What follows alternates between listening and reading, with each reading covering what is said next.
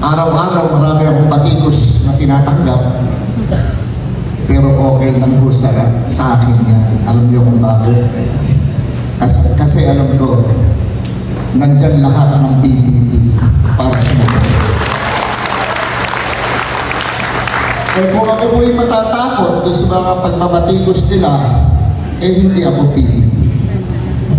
Ako po'y PDP. Mamamatay na PDP. Tinatanggap ko po ang aking nominasyon. Ayaw mo ba ako? Dito na ako eh. Kaya, alam nyo, even before the recent developments, I was really decided, I have really decided to run again for re-election. Lalo na ngayon, halos araw-araw, makita nyo dyan sa Quad Committee ng House of Representatives. Araw-araw, binubugbog tayo. Hindi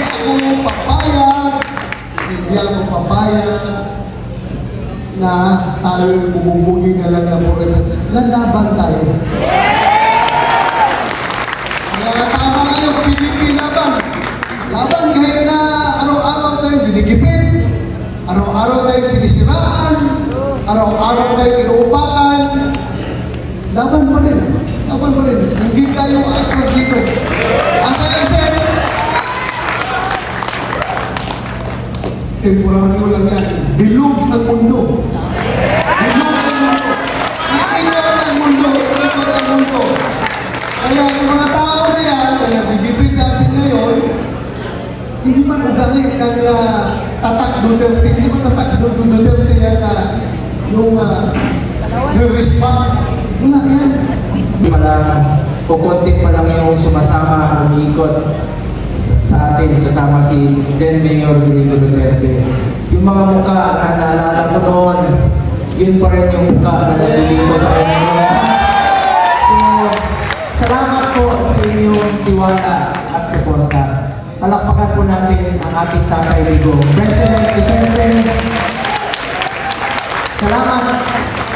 Hindi po magiging successful ang kanyang administration kung hindi po dahil sa inyong tiwala at suporta.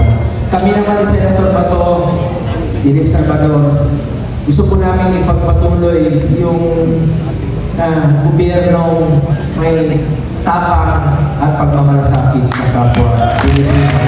Maraming salamat po. Ako, patuloy po ako magsiservisyo sa inyo sa abot ng aking makakaya. Hindi naman po akong politiko na mga ako, pero yung mga magagandang programa po ni dating Pangulong Duterte, alam naman natin, nakapagdulot po ito ng pagbabago sa buhay ng Pilipino. Alam niyo mga naninira dyan ngayon, yung mga naninira dyan ngayon, sila mismo yung unang panahon, yung sumisip-sip. Di ba? Tapos, Mayor, ang ganda ng ginagawa mo.